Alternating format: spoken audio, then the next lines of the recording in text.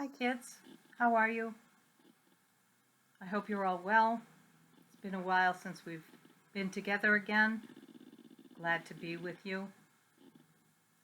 Today we're going to talk about Elizabeth and her courage. She was an older woman, and we're going to talk about her courage for being pregnant. We talked about another older woman who was pregnant. Do any of you remember who that was? That's right. Oh, I am so proud of you. You are so smart. That's right. It was Sarah. Sarah, the wife of Abraham. She was the other older woman who was pregnant. Very good. Well, we're going to talk about Elizabeth. Elizabeth was an older woman who wanted a baby very, very bad. And she waited a very long time. And finally, she also got pregnant like Sarah in a very special way. And it took a lot of courage for her to carry a baby at a very advanced age. So I want you to think about maybe you have an older neighbor or a grandparent that is older, and think about their maybe they have sore knees or sore hands, and how they would be if they were to carry a baby and then have to raise a baby, and how difficult and how courageous they would have to be to do that. It takes a lot of courage for an older person to have to raise a baby because it takes a lot of energy. And sometimes older people have like arthritis that makes them not move so quickly. And we know that babies can move really fast. Like 2-year-olds can run around really quickly around the house. So can you imagine an older woman chasing after a 2-year-old? It would be rather difficult, and you'd need a lot of courage to take care of a 2-year-old. So Elizabeth had to have a lot of courage and a lot of faith in God to be able to raise her son. So we're going to talk about that a little bit more. So during the time of King Herod, Elizabeth and her husband Zechariah, who was a priest, they were descended from the line of Aaron. Aaron was Moses' brother, and they were from that line. He was a priest, Zechariah was a priest, and he worked in the temple. And he was visited by the angel Gabriel, and we're going to hear that story in a little bit. And then we'll talk about it, and then maybe I'll be able to tell you a little bit more, okay? So I'll tell you a little bit more about Elizabeth. Elizabeth really wanted, like I said, a baby, and she couldn't have one, and she was pretty old, but also Elizabeth was the cousin of Mary, and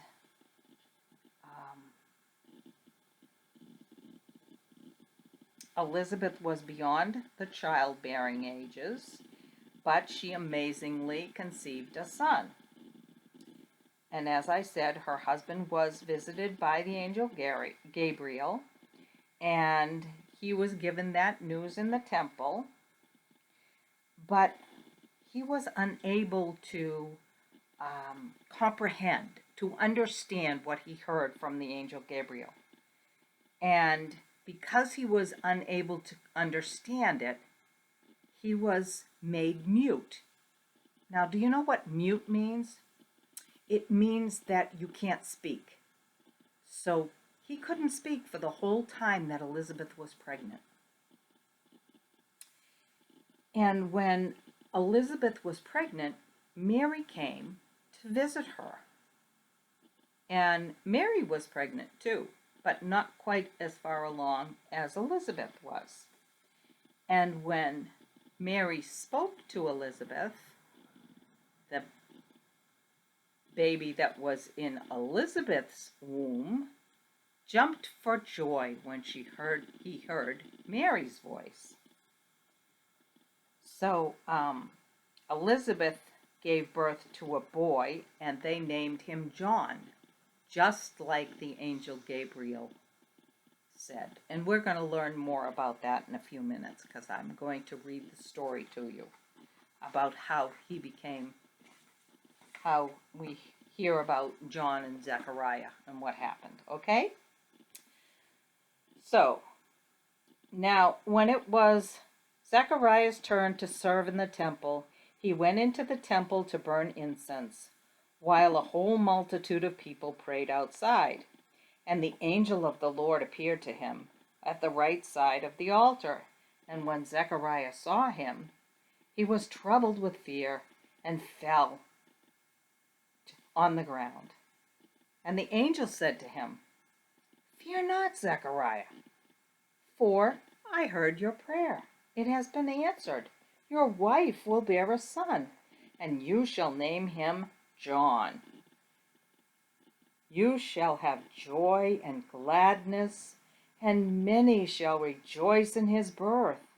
For he shall be great in the sight of the Lord, and shall drink neither wine nor strong drink. He shall be filled with the Holy Spirit, and he shall turn many of the children of Israel to the Lord their God. He shall go before him in the spirit and power of Elijah, to turn the hearts of the fathers to the children, and the disobedient to the wisdom of the just, to make ready the people to prepare for the Lord." "How am I to know this is to be?" said Zechariah to the angel. "For I am an old man, and my wife too is advanced in years."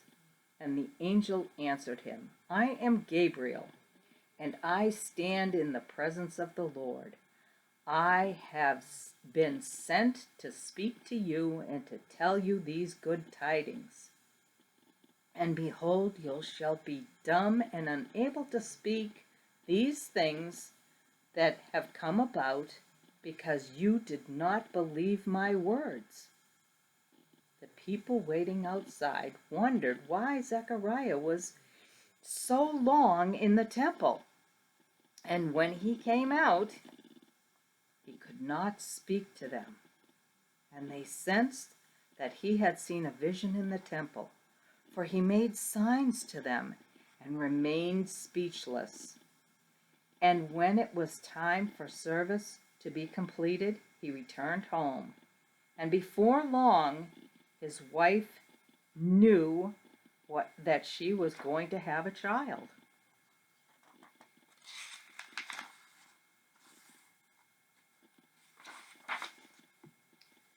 Now Elizabeth's time had come that she should give birth, and she brought forth a son. Her neighbors and her cousins heard how the Lord had shown great mercy upon her, and they rejoiced with her. It came to pass that on the 8th day the child was to be circumcised, and they called him Zacharias, after the name of his father. But his mother said, "No, he shall be called John." And they said to her, "There is no one in your family that is called by this name." And they made the sign to his father, asking him how he would like that child to be called. And Zechariah asked for a writing tablet, and he wrote, "His name is John." And they all marveled when immediately Zechariah's mouth was opened and his tongue was loosened, and he spoke and praised God, and fear came to all that lived around and about them.